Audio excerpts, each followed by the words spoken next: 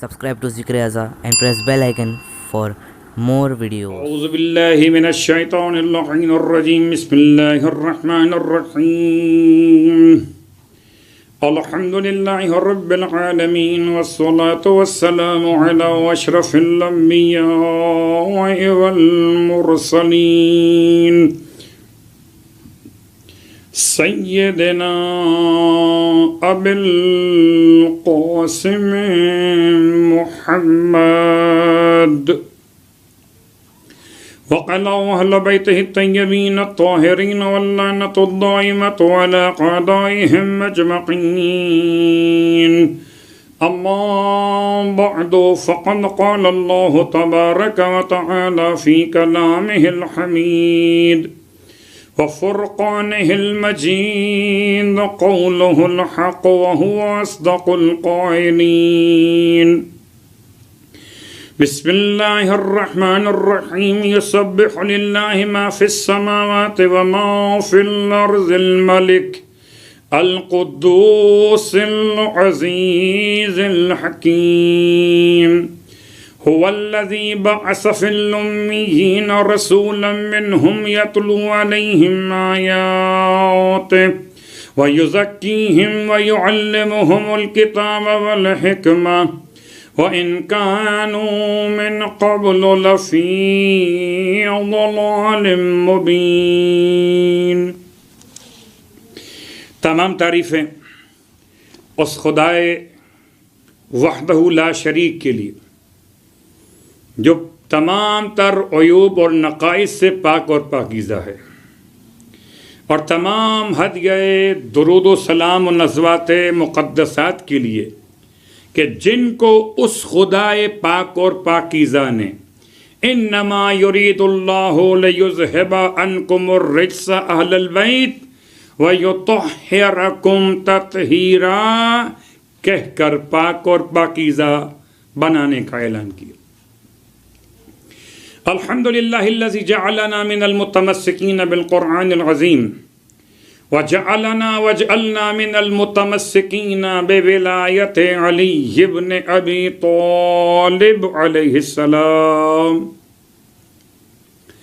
وجعلنا وإياكم إن شاء الله من الطالبین بثأر الحسین مع ولیہ الامام المہدی من آل محمد علیہ السلام۔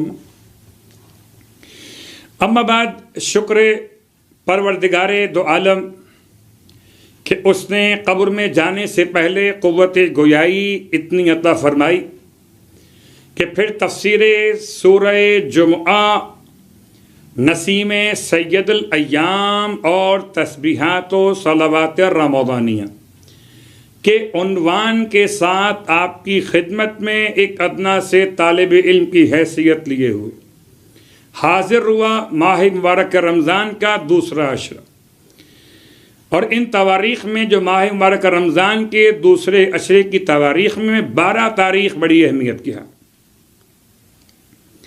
کہ اللہ کے حبیب نے مولائے متقیان کو اور ہر ایک مسلمان اور صحابی کو اس کے مزاج کے لحاظ سے بھائی بھائی بنا دیا، اور خود اپنا بھائی علی ابن ابی طالب علیہ السلام کو بنانے کا اعلان کیا۔ یعنی ایک 18 ذی الحج صیغہ اخوت اور ایک ماہ رمضان کی 12 تاریخ روز اخوت۔ یاد رکھیے، بھائی بھائی کا مرحلہ بہت بلند ہے۔ میں آپ کی خدمت میں ایک اشارہ مکمل کرتے ہوئے اس روایت کو پیش کروں کہ جہاں پر جمیل ابن دراج نے امام جعفر صادق علیہ السلام سے اس روایت کو نقل کیا کہ ایک شخص معمر امام کی خدمت میں پہنچا، اور پہنچنے کے بعد کہتے ہیں میں بہت بوڑھا اور بیمار ہو چکا، اور میرے عزیز، میرے بھائی، رشتہ دار ایک ایک کر کے سب انتقال کر گئے۔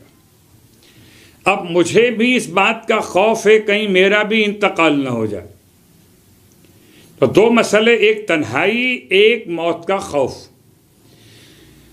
امام علیہ السلام نے تنہائی دور کرنے کا طریقہ بتایا.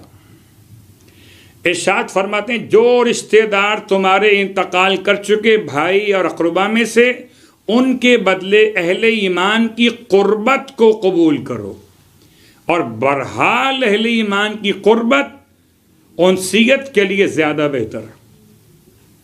غور کیجیے گا امام علیہ السلام کے جواب پر. پھر ایک اور مسئلہ اس کا کہ مجھے یہ خوف کہیں میری بھی موت واقع نہ ہو جائے، تو امام علیہ السلام نے اس کو دعا تعلیم فرمائی. اس دعا کو کتاب مفاتیح الجنان میں الباقیات الصالحات میں طول عمر کی دعا کے نام سے آپ تلاش کر سکتے ہیں، وہاں پر اس عنوان سے لکھا گیا. اور دعا کیا ہے؟ اللہم صلی علی محمد وآل محمد اللہم ان رسولک الصادق المصدق صلواتک علیہ وآلہ قال انک قلت ما ترددت فی شیء انا فاعلہ کترددی فی قبض روح عبدی المؤمن یکرہ الموت واکرہ مساءتہ اللہم فصل علی محمد وآل محمد وَأَجِّلْ وَلِيِّكَ الْفَرَجَ وَالنَّصْرَ وَالْعَافِيَةَ وَلَا تَسُونِي فِي نَفْسِي وَلَا فِي أَحَدٍ مِّنْ أَحِبَّتِي. امام فرماتے ہیں اس دعا کو یاد کر لو اور ہر نماز واجب کے بعد پڑھو. اس دعا کو یاد کر کے اس نے ہر نماز واجب کے بعد پڑھنا شروع کیا. کہتا اتنی لمبی عمر ہوئی کہ 400 سال تک جیا، یہاں تک کہ اپنی زندگی سے خود اکتا گیا. اللہ اکبر.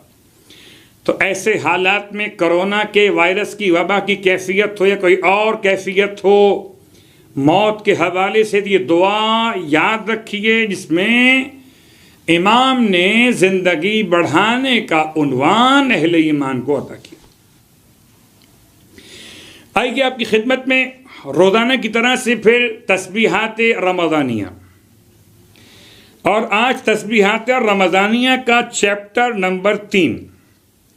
اور چیپٹر نمبر 3 میں جو مشترکہ تسبیح ہے اس کو چھوڑ رہا ہوں.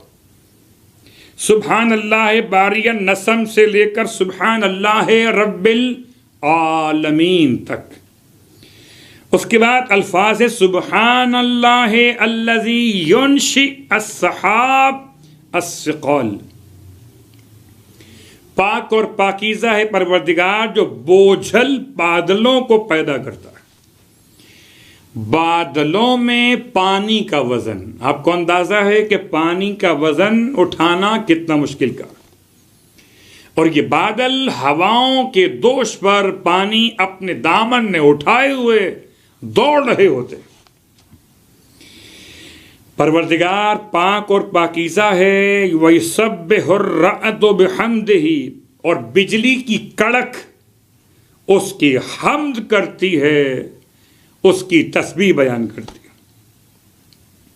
وَالْمَلَائِكَةُ مِنْ خِيفَتِهِ، اور ملائکہ اس کے خوف کی طرف تسبیح پڑھتے ہیں.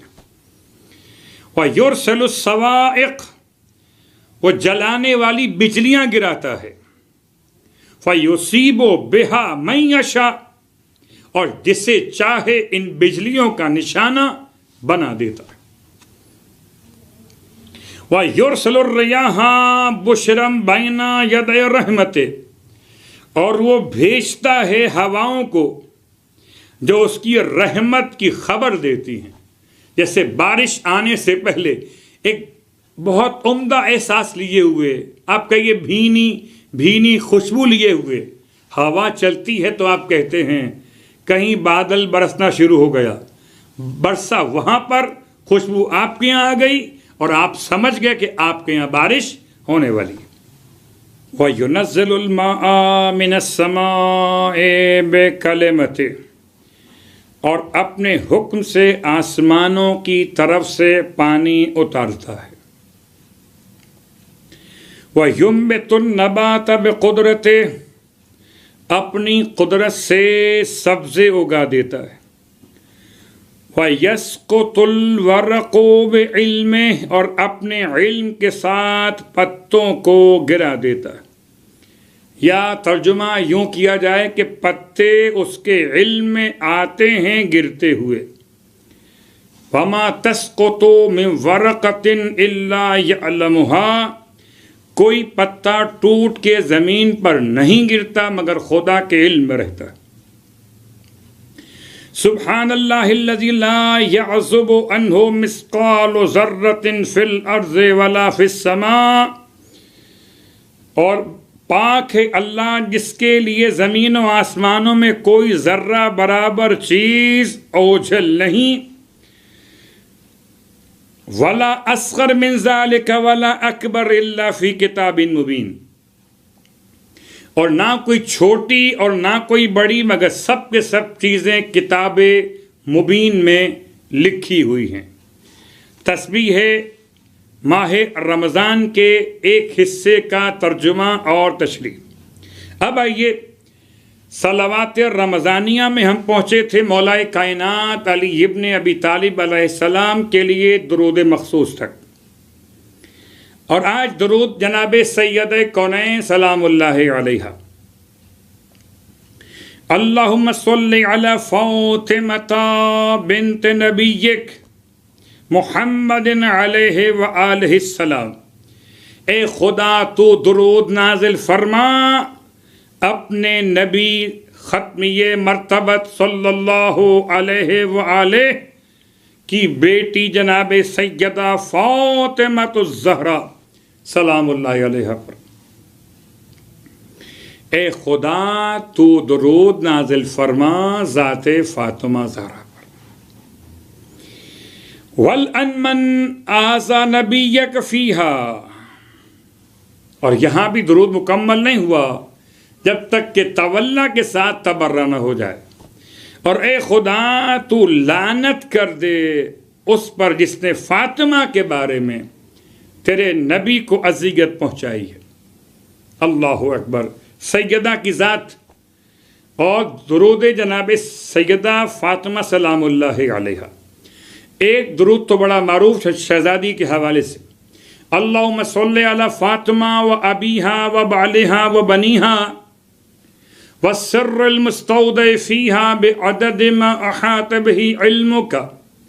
اگر اپنے بچوں کی تربیت اور روحانیت کے لیے پریشان ہوں تو اپنی ذمہ داریاں ادا کرنے کے بعد وسیلہ اختیار کیجئے اور 530 مرتبہ درود فاطمہ زہرا کی تلاوت کر کے اپنے بچوں کی تربیت کے حق میں سیدہ کو وسیلہ بناتے ہوئے خدا سے دعا مانگی۔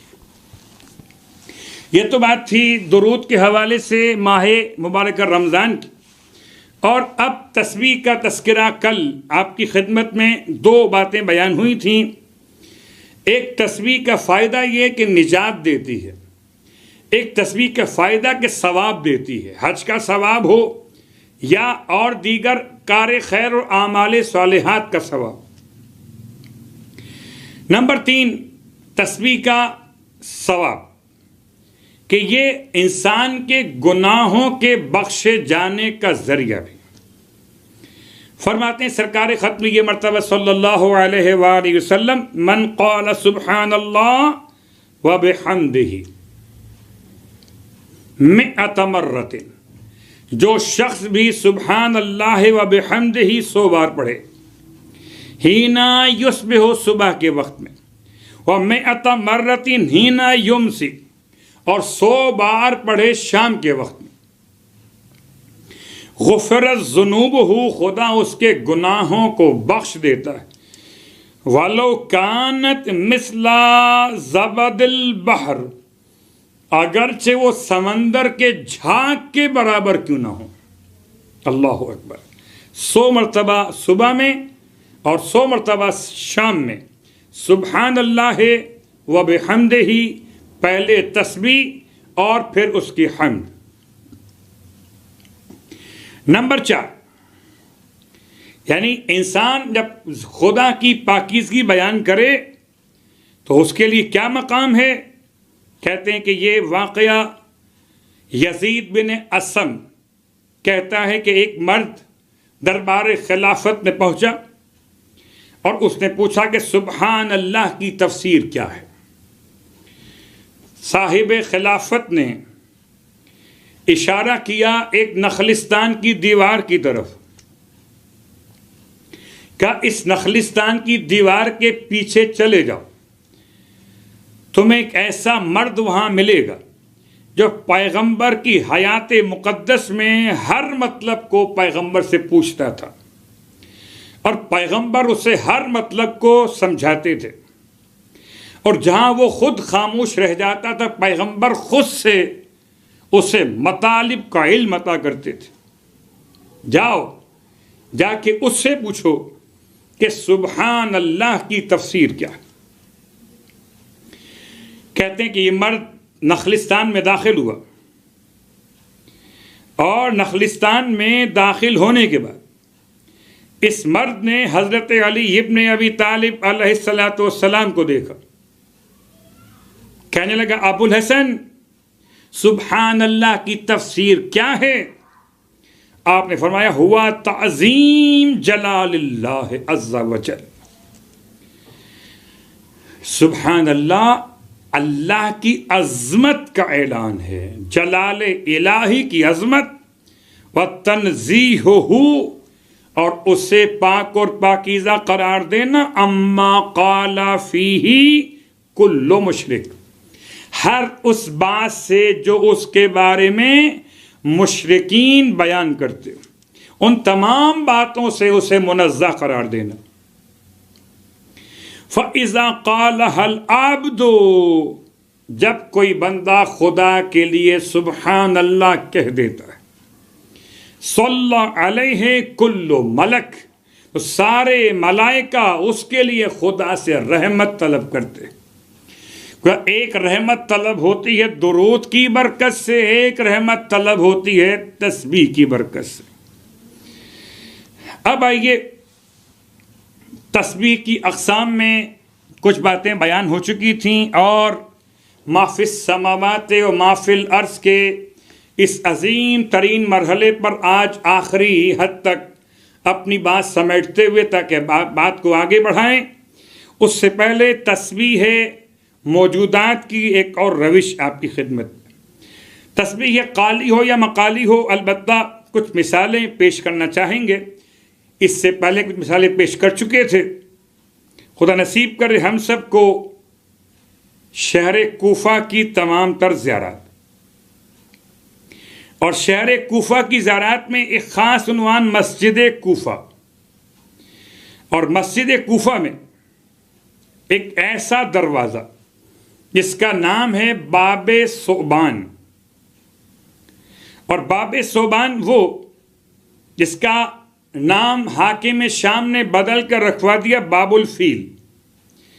اس اعتبار سے باب ثعبان اب اس کا نام پرانا والا دوبارہ سے مشہور کیا گیا۔ کانا علی بن ابی طالب علیہ السلام، فرماتے ہیں امام صادق علیہ السلام اپنے پدر سے اور وہ مولا حسین علیہ السلام سے نقل کرتے ہیں کہ فرمایا مولا حسین علیہ السلام نے کہ کانا علی ابن ابی طالب علیہ السلام یخطب بالناس یوم الجمعہ۔ سورہ مبارکہ الجمعہ کی تفسیر ہو رہی ہے، اور یہ نماز جمعہ کے خطبے کا واقعہ۔ علی منبر الکوفہ، مولا کائنات جمعے کا خطبہ دے رہے تھے لوگوں کے درمیان منبر کوفہ سے۔ اس سمع وجبۃ عظیمہ، کہ بہت بڑے پھنکار کی آواز، بڑے سانپ کی جو آواز سرسراہٹ ہوتی وہ بلند ہوئی، سنی گئی۔ وَأَدَوَ الرِّجَالِ يَتَوَاقَعُونَ بَعْضُهُمْ عَلَى بَعْضٍ، اور لوگ گھبرا کے ایک دوسرے پر گرنے لگے۔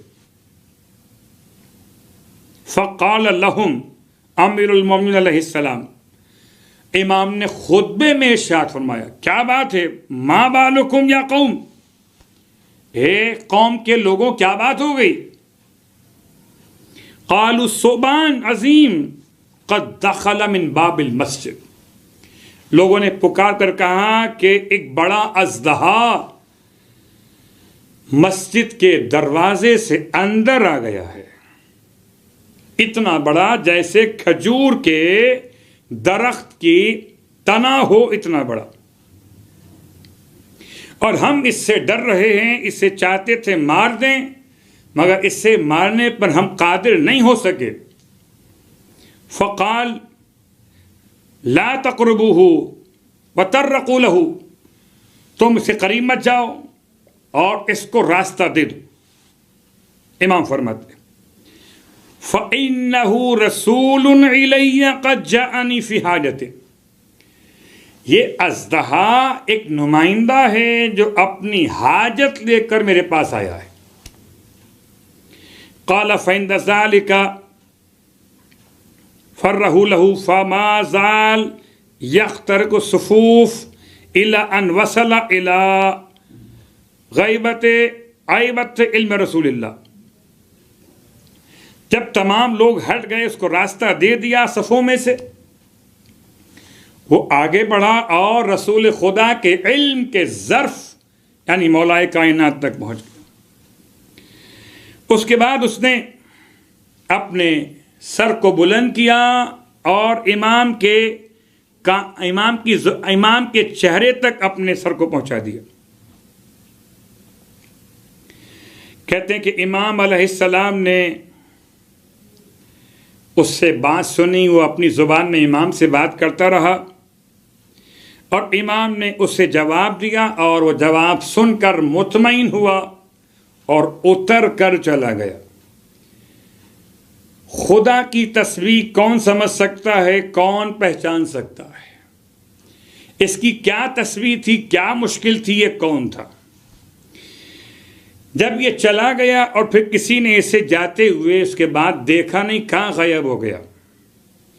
فقالت الجماعۃ، تو لوگ امام کے پاس آ گئے، یا امیر المومنین ما ھذا الثعبان، مولا بتائیے اژدہا کیا تھا؟ قال ھذا درجان ابن مالک، امام فرماتے ہیں اس کا نام تھا درجان، یہ مالک کا بیٹا تھا۔ خلیفتی علی الجن المؤمنین، یہ میرا جانشین ہے مومن جنوں پر۔ درجان ابن مالک میرا جانشین ہے مومن جنوں پر۔ وذالک انہم اختلفا علیہم شیء من امر دینہم، اور جو مومن جن تھے ان میں اختلاف ہوا کسی دینی مسئلے میں، تو انہوں نے اسے بھیجا تھا میرے پاس تاکہ پوچھتے مجھ سے آ کر، میں نے اسے جواب دے دیا، یہ جواب لے کر یہاں سے واپس اپنی قوم کی طرف چلا گیا۔ اس وقت سے اس دروازے کا نام پڑ گیا تھا باب ثعبان۔ البتہ بعد میں حاکم شام نے مولا کے فضائل چھپانے کے لیے اس دروازے کا نام بدلنے کی خاطر عجیب کام کیا۔ اس دروازے کے باہر ہاتھی سوار افراد کا بنا دیا اسٹاپ، ہاتھیوں کے باندھنے کی جگہ بنا دی، اور آپ کو تو معلوم ہے کہ قوم پھر اسی نام سے آہستہ آہستہ مانوس ہو جاتی ہے۔ جب اتنے ہاتھی وہاں باندھے گئے، لوگ آتے تھے، اترتے تھے، جاتے تھے، تو آہستہ آہستہ لوگ کہنے لگے کون سا دروازہ؟ ہاتھی والا دروازہ۔ چونکہ اژدہا کے آنے کے موقع پر سب موجود تو نہیں تھے، مگر بازار میں ہاتھیوں کے باندھنے کے عنوان سے بچے، بڑے، عورت، مرد سب پہچان گئے، ہاتھیوں والا دروازہ۔ اور اسی دروازے کا اصل نام تھا باب ثعبان۔ مولا کائنات علی ابن ابی طالب علیہ الصلوۃ والسلام۔ ایک اور تسبیح کا عنوان آپ کی خدمت میں مولا کائنات کے حوالے سے، اور پھر ہم تسبیح سے بات کو آگے بڑھائیں گے، تقدیس، خدا کے 4 اسما کی طرف، اور پھر بعثت پیغمبر کی طرف۔ مرحوم شیخ مفید ارشاد فرماتے ہیں مولا کائنات کے معجزات میں سے ایک معجزہ ناقل اس طرح نقل کرتے، کوفے کے لوگوں کے درمیان مشہور یہ خبر تھی. کیا خبر تھی؟ کہ ایک مرتبہ ایسا ہوا کہ کوفے میں قحط پڑ گیا. ایک روایت تو بارش کا حوالہ، ایک مرتبہ کوفے میں سیلاب آ گیا، اور اتنا سیلاب آیا کہ یہاں تک کہ لوگوں کے گھر پانی سے بھر گئے. لوگوں نے آ کر مولا سے عرض کی، اتنا پانی کہ شط فرات سے مچھلیاں نکل کر کوفے میں باہر آ گئیں، پانی کے ساتھ بہتے ہوئے. کہتے ہیں کہ طغیانی تھی فرات کے پانی میں، لوگ پریشان تھے کہ ڈوب نہ جائیں. مولا کائنات کے پاس پہنچے اور مولا سے التجا کی کہ مولا امداد کیجیے. مولا نے امداد کیا کی؟ مولا آئے فرات کے کنارے اور کنارے پہنچ کے سواری سے اترے. وضو فرما کر آپ نے 2 رکعت نماز پڑھی، اور پھر تمام کوفے کے لوگ مشاہدہ کر رہے تھے کہ آپ نے اس طرح خدا کو یاد کیا کہ جو الفاظ ہم سمجھ نہیں پائے. اس کے بعد آپ نے فرات کی طرف اشارہ کیا اور اپنے ہاتھ میں جو عصا تھا اسے پانی پر مارا، اور مار کے فرمایا، انقص یا انقص باذن اللہ و مشیتہ، کم ہو جا، انقص کم ہو جا اللہ کے اذن سے اور اس کی مشیت سے.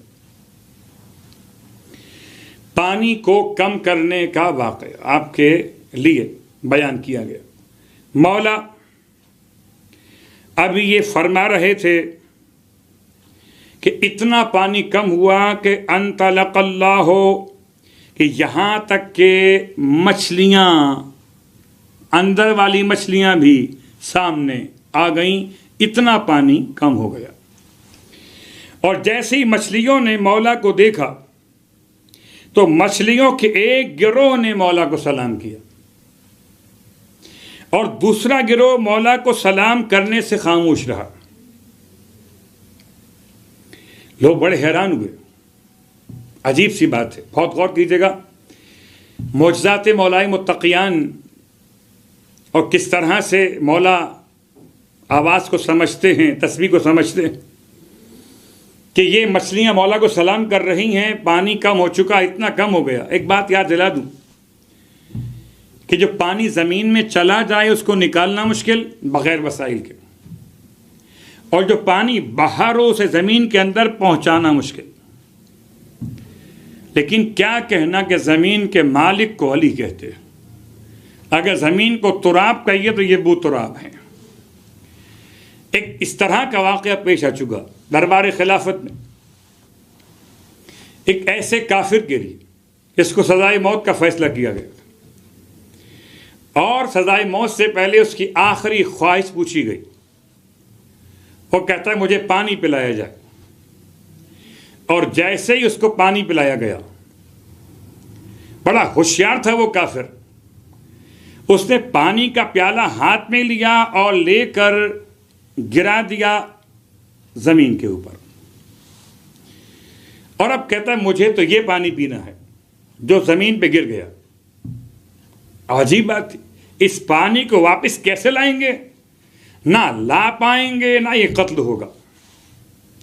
لوگوں نے کہا بہانے بازی کر رہا، اسے قتل کر دو. یہ چلایا نہیں. تو مسلمان اپنا خیال کرو وعدے کا، تم نے مجھ سے کہا تھا کہ میری خواہش کے بغیر مجھے قتل نہیں کرو گے. مجبور ہو گئے اہل خلافت. تو پھر بلایا منصب امامت والے کو. امام قریب آئے، مسئلے کو دیکھا، آپ زمین کے پاس آ کر بیٹھ گئے، خالی پیالے کو ہاتھ میں لیا اور زمین کی طرف اشارہ کر کے فرمائے زمین ہمارا پانی ہمیں واپس کر دے. عجیب بات ہے، آج کے دور میں 1400 سال کے بعد فضاؤں سے جو پانی کے ذرات فضا کے اندر ہیں اسے سک کرنے کے لیے کوئی نظام بنایا جائے اور اس پانی کو استعمال کیا جائے، الگ عنوان ہے. لیکن مولا کائنات نے 1400 سال پہلے ایک طریقہ بتا دیا کہ پانی کو زمین کے اندر سے سک کیا جا سکتا ہے. آپ نے فرمایا پیالہ ہاتھ میں لے کر زمین ہمیں ہمارا پانی واپس کر دے. ایک بات یاد رکھیے،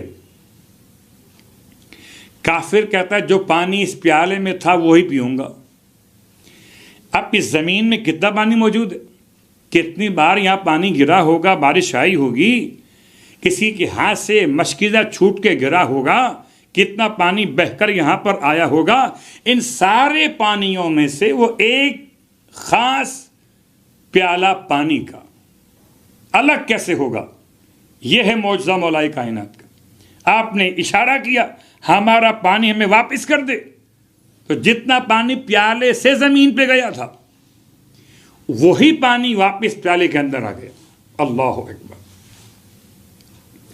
تو کبھی زمین پہ پانی چلا جائے اور پانی وہاں سے واپس لینا ہو تو مولا کائنات علی ابن ابی طالب علیہ السلام، اور کبھی پانی زیادہ ہو جائے اور زمین کے اندر پانی بھیجنا ہو تو مولا کائنات علی ابن ابی طالب علیہ السلام.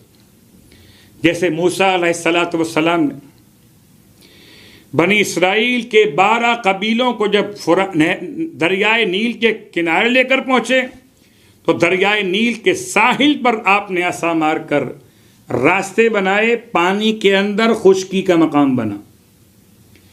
آج لوگ سمندروں میں ڈرلنگ کرتے ہیں، پائپ ڈالتے ہیں، باقاعدہ نیٹ کے لیے لائنیں بچھاتے ہیں یا تیل کے لیے کنویں کھودتے ہیں.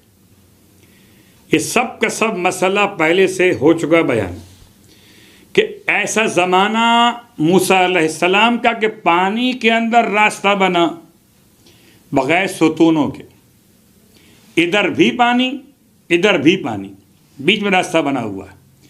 مولا کائنات نے عصا مارا اور فرمایا انقص، ہو جا کم، اللہ کے حکم سے، اللہ کی مشیت سے. وہ اتنا کم ہوا کہ مچھلیاں اوپر آ گئیں. مچھلیاں دو قسم کی، کچھ مچھلیاں وہ جو آپ کو سلام کر رہے ہیں اور کچھ مچھلیاں جو خاموش آپ کو سلام نہیں کر رہے. لوگ بڑے حیران ہوئے، پوچھا سبب کہ یہ بولتی نہیں ہیں.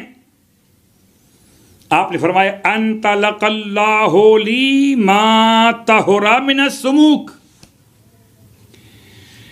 اللہ نے بولتا ہوا کر دیا ان کو میرے لیے ان مچھلیوں میں سے جو پاکیزہ ہیں.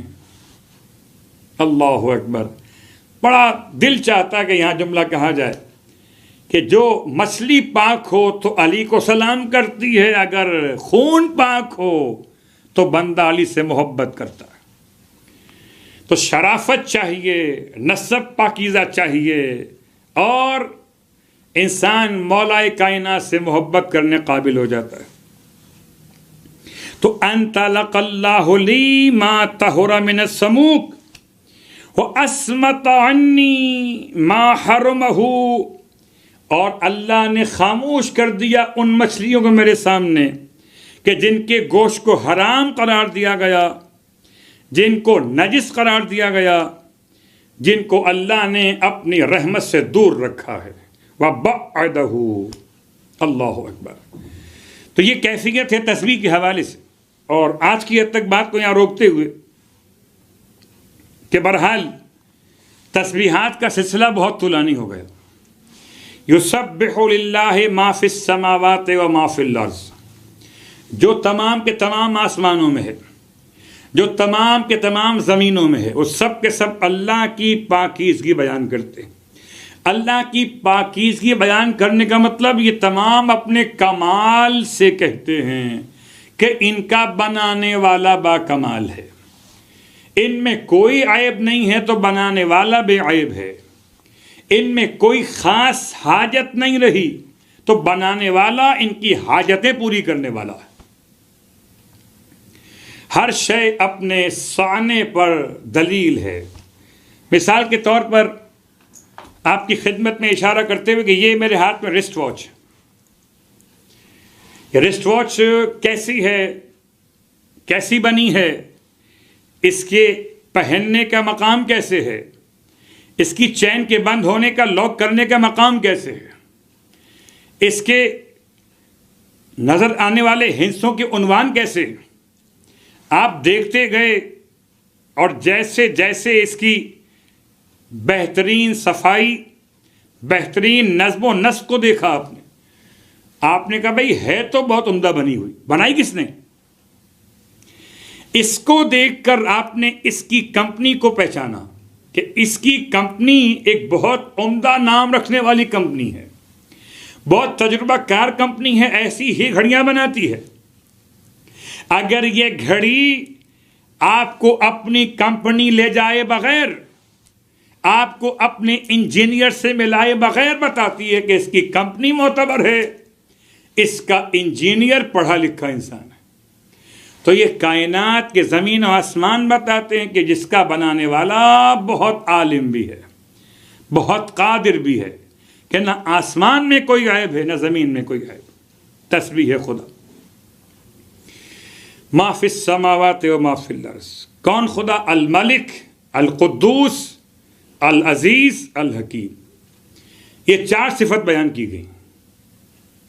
خدا کون؟ جو بادشاہ ہے، نظام کائنات جس کے اختیار میں ہے، اگر کوئی اور بادشاہ بھی ہو تو اس کی بادشاہت اعتباری ہے، اس کی بادشاہت اختیاری نہیں ہے، اعتباری ہے۔ آج بادشاہ ہے، کل بادشاہ نہیں ہوگا۔ اور پاکستان کی سیاست تو آپ دیکھتے ہی رہتے ہیں کہ کبھی کوئی وزیر ہوتا ہے، کبھی فقیر ہو جاتا ہے، کبھی کوئی صاحب اقتدار تو کبھی نیب کا اسیر ہو جاتا ہے۔ یہ تو آپ دیکھتے رہتے ہیں کہ بنی کے چہرے پہ لاکھوں نثار ہوتے ہیں اور بنی بگڑتی ہے، دشمن ہزار ہوتے ہیں۔ اللہ اکبر۔ اپنی بات کو سمیٹتے ہوئے کہ پروردگار عالم کون؟ مالک۔ اور مالک کیسا؟ مالک ایسا کہ جو اپنی مالک ہونے کی حیثیت میں، بادشاہ ہونے کی حیثیت میں ظلم نہیں کرتا۔ عام طور پر بادشاہ ظلم کر بیٹھتے۔ اقتدار، عجیب و غریب کیفیت ہے انسان، اقتدار، کہیں نہ کہیں کوتاہی ہو جاتی ہے، کہیں نہ کہیں کمی ہو جاتی ہے۔ جیسے مرزا شیرازی سے پوچھا تھا صاحب اقتدار نے، بہت شراب پیتا ہے، روزہ نہیں رکھ سکتا، کہنے لگا میں کیا کروں، روزہ کیسے رکھوں؟ مرزا آپ بتائیے، روزہ رکھوں گا تو کہیں ایسا نہ ہو کہ بھوکے اور پیاسے رہنے کے عالم میں مجھ سے کوئی غلط حکم صادر ہو جائے، کسی کی جان چلی جائے، تو اب یہ بہتر نہیں کہ میں روزہ رکھوں ہی نہیں تاکہ کوئی ظلم مجھ سے نہ ہونے پائے۔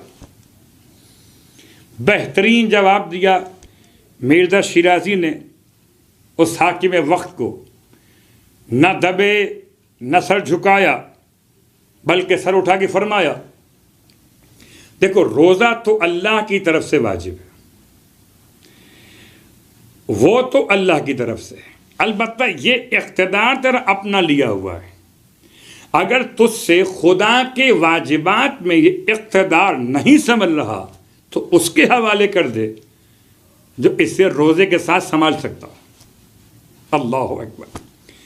غور کیجئے گا کہ پروردگار کیسا بادشاہ ہے۔ الملک، وہ مالک بھی ہے اور ملک بھی، دونوں انداز سے بعض مقامات پہ قرآن نے خاص طور سورہ الحمد کے اندر پڑھا گیا مالکی یوم الدین یا مالک یوم الدین، خدا بادشاہ۔ اور بادشاہ القدوس، اب 2 لفظ آ گئے آپ کی خدمت میں، ایک تسبیح ایک تقدیس۔ ان دونوں میں کیا فرق ہے؟ وہی فرق جو لفظ رحمان اور رحیم کے اندر ہے، دونوں ایک ہی معنی لیے ہوئے، البتہ تسبیح اور تقدیس، تسبیح معنی عام ہے، استعمال خاص ہے، اور تقدیس اس کے برخلاف۔ معنی عام ہے اور استعمال خاص، یعنی تسبیح اللہ سے مخصوص ہے، کسی اور کے لیے تسبیح کا لفظ استعمال نہیں ہو سکتا. بہت غور کیجیے گا. اور تقدیس تسبیح کے مقابلے پر خاص معنی استعمال کرتی ہے. اس میں اختلاف ہے کہ تسبیح تقدیس سے زیادہ عام ہے یا تقدیس تسبیح کے مقابلے میں زیادہ عام ہے، لیکن دونوں کے ایک معنی ہے تنزیہ. کیا مطلب؟ کہ ایک خدا کی ذات کے بارے میں تنزیہ کو بیان کرتی ہے، ایک اس کے افعال کے بارے میں. تو یسبح اس کی ذات کے لیے بیان کرتی ہے، تقدیس اس کے افعال کی تنزیہ کو بیان کرتی ہے. اس لیے تقدیس استعمال ہوا لفظ کہاں پر؟ الملک کے بعد. اب آئیے، لفظ تقدیس خدا کے علاوہ اوروں کے لیے بھی استعمال ہو سکتا ہے. جیسے لفظ رحیم خدا کے علاوہ کسی اور کے لیے بھی استعمال ہو سکتا ہے، جبکہ لفظ رحمان صرف خدا کے لیے استعمال ہوگا. تو معنی عام ہے، استعمال خاص. ایسے یہاں پر تقدیس آپ کہتے ہیں نا قدس اللہ سرہ، کہ فلاں کی قبر پر اللہ رحمت نازل کرے، یا بیت المقدس ارض مقدسہ، کربلا مقدسہ کہہ سکتے. تو ایک تقدیس ہے، ایک تسبیح ہے. الملک القدوس خدا بادشاہ بھی، اور خدا ایسا بادشاہ جس کے افعال بھی کسی عیب سے اور حاجت سے پاک اور پاکیزہ ہے، نہ کسی کا محتاج ہے، نہ اس کے اندر کوئی کمی ہے. العزیز الحکیم. عزیز کا مطلب وہ صاحب عزت و غلبہ بھی ہے، اور حکیم کا مطلب صاحب حکمت بھی. عزت کے اعتبار سے آج دو جملے آپ کی خدمت میں. من کانا یرید العزت فللہ العزت جمیعا. جو شخص بھی عزت کا طلبگار ہے اسے یاد رکھنا چاہیے کہ تمام عزتیں اللہ کے لیے. کبھی اسی الفاظ کو سورہ فاتح سے ہٹ کے دیکھیے، سورہ منافقون میں. یقولون لئن رجعنا الى المدینة لیخرجن الاعز منها الاذل وَلِلَّهِ الْعِزَّةُ وَلِرَسُولِهِ وَلِلْمُؤْمِنِينَ وَلَكِنَّ الْمُنَافِقِينَ لَا يَفْقَهُونَ. وہ کہتے ہیں جب پلٹ کے واپس مدینے آئیں گے تو ہم عزت دار لوگ ان ذلیل لوگوں کو نکال کے باہر کر دیں. اور یاد رکھو عزت اللہ کے لیے ہے، اس کے رسول کے لیے اور صاحبان ایمان کے لیے. العزیز الحکیم. اور عزیز کا ایک جملہ آپ کی خدمت میں، اور کیا ہے ان کا عنوان؟ کہ جو اللہ کو چھوڑ کر دشمنوں کو اپنا اولیاء بناتے ہیں. ایبتغون عندہم العزہ. کیا وہ ان کافروں کے پاس عزت تلاش کر رہے ہیں؟ حالانکہ ساری عزت تو اللہ کے پاس ہے. کتاب اللہ عزت ہو گئی، بیت اللہ عزت ہو گئی، عبد اللہ عزت ہو گئی، رسول اللہ عزت ہو گئی. تو جب کوئی اللہ سے منسوب ہو گیا تو عزت ہو گئی. اب اگر سمجھ میں آ جائے بات تو پھر لفظ عزیز سے حکیم تک کا سفر مکمل ہو جائے. اور آج کی حد تک آپ کی خدمت میں بات کو حکیم پہ لا کے روک رہا ہوں. انشاءاللہ آنے والے کل هو الذی بعث فی الامیین سے خدا کی 5ویں صفت کو بیان کریں گے. الحکیم. خدا ایسا صاحب عزت ہے جس کا کوئی فعل حکمت سے خالی نہیں ہے. اللہ اکبر. بس عزیزان گرامی قدر، آج کی حد تک بات کو روکتے ہوئے کس طریقے سے اللہ کے رسول مدینہ منورہ میں انتظام کیا تھا اخوت کا عنوان قرار دیتے ہوئے. اور جب بھائی اور بھائی کی بات آتی ہے تو مجھے بہت سارے بھائی یاد آتے ہیں، اور جب سارے بھائیوں پہ غور کرتا ہوں تو 2 کم سن بھائی یاد آتے ہیں جو فرات کے کنارے اکیلے تھے. ایک کا نام محمد ہے، ایک کا نام ابراہیم ہے. یہ دونوں مسلم کے یتیم ہیں.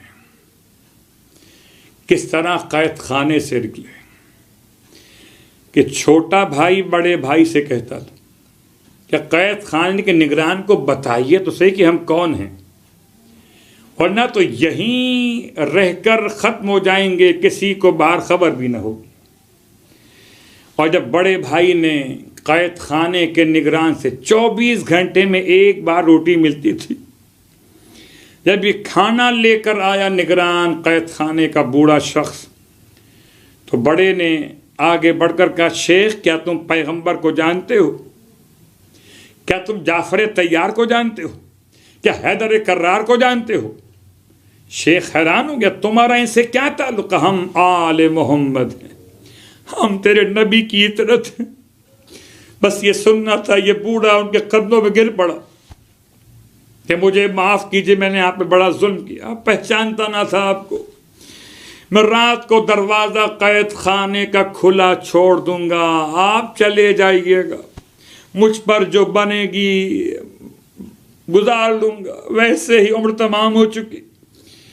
کہتے ہیں کہ اس نے اپنے بیٹے کے ہاتھ روانہ کیا تھا کہ ایسے مقام تک بچوں کو پہنچا دو جہاں سے قافلے مدینہ منورہ جاتے ہوں، مگر یہ بچوں کو لے کر اس کا بیٹا اس مقام پر پہنچا تو قافلے جا چکے تھے۔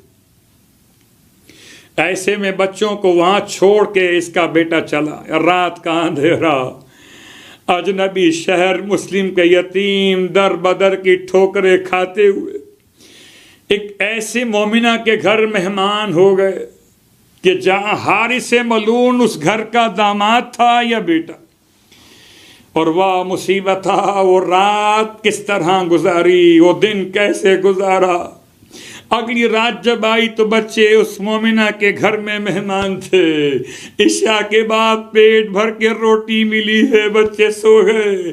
ارے چھوٹے نے عالم خواب میں بابا کو دیکھا، اٹھ کے رونے لگا، بابا بھی تو آئے تھے، لیے بغیر واپس چلے گئے۔ ارے دونوں اٹھ کے رونے لگے، ایک 10 سال کا، ایک 8 سال کا۔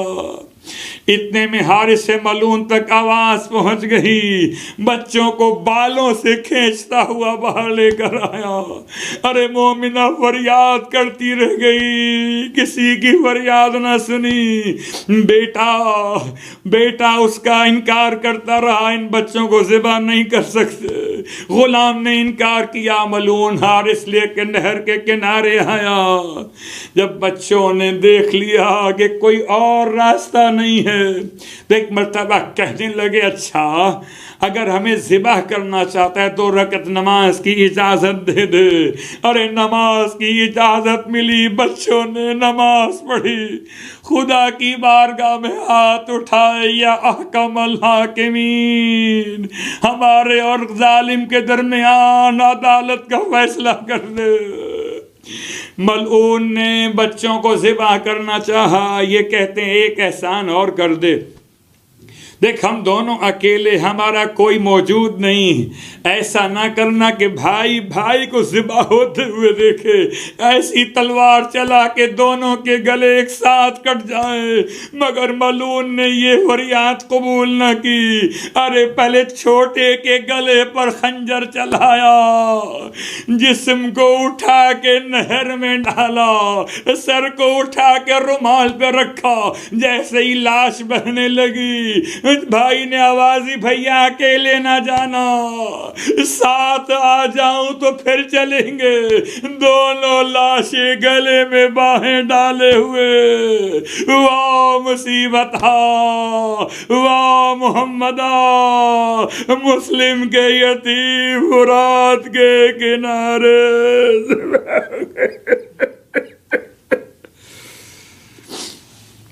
الا ولعنۃ اللہ علی القوم الظالمین وسیعلم الذین ظلموا ای منقلب ینقلبون۔ اور روزانہ کے معمولات کی طرح آج بھی ایک مسئلہ آپ کی خدمت میں روزے کے مسائل کے حوالے سے بیان کیا جا رہا ہے، اور یہ مسئلہ حالت روزہ میں انسان اگر کچھ بھول کر کھا لے یا پی لے، اور کھانے اور پینے کے بعد اس کو یاد آئے کہ وہ تو روزے سے تھا، دو باتیں سمجھ لیجئے کہ اگر کوئی انسان روزے کی حالت میں بھول کر کھا رہا ہو یا پی رہا ہو تو کیا سامنے والے شخص کو اسے بتلانا چاہیے، اس کے لیے واجب ہے؟ جواب جی نہیں، اس پر واجب نہیں ہے کہ اسے بتلائے کہ تم مت کھاؤ مت پیو، تم روزے سے ہو۔ لیکن اگر کوئی انسان حالت روزہ میں بھول کر کھا لے یا پی لے اور بعد میں خیال آئے گا تو روزے سے تھا، تو خدا کا بڑا احسان کہ اس نے اب انسان پر یہ واجب نہیں کیا جو کھا لیا ہو اسے نکال دے۔ عجیب بات ہے، کیونکہ حالت روزہ میں الٹی کرنا بھی جان بوجھ کر انسان کے روزے کو باطل کر دیتا ہے۔ پھر کیا کریں کہ جو بھول اور چوک کے ساتھ یہ عمل انجام پا گیا، پروردگار نے اس کی معافی رکھ دی ہے۔ روزہ درست ہے، اور جو آپ نے بھول کر انجام دیا کھانا اور پینا، اس کی بنیاد پر نہ تو کوئی فدیہ واجب ہوگا نہ کوئی کفارہ واجب ہوگا۔ لیکن اگر اس نے جیسے ہی کھایا اور پیا پھر سوچا کہ اب تو میں نے کھا اور پی لیا ہے، اور اگر زبان پر یا دانتوں کے بیچ میں کہیں کوئی ریزہ کوئی ذرہ باقی رہ گیا اور وہ اس نے اندر اتار لیا حلق میں، اب علم آنے کے بعد، یاد دہانی کے بعد، تو اس کا روزہ باطل ہو جائے گا۔ پروردگار ہم سب پہ اپنا لطف و کرم فرمائے، ہمارے گناہوں کو معاف فرمائے، واسطہ محمد و آل محمد کا۔ ہم سب کو ہمارے امام علیہ السلام کی رضائیں اور دعائیں نصیب فرمائے، امام زمانہ علیہ الصلاۃ والسلام کے ظہور میں تعجیل فرما، ہم سب کو امام علیہ الصلاۃ والسلام کے ادنا ترین خدمت گزاروں میں شامل فرما۔ ربنا تقبل منا انك انت السميع العليم بجاه محمد وآله المعصومين برحمتك يا ارحم الراحمين۔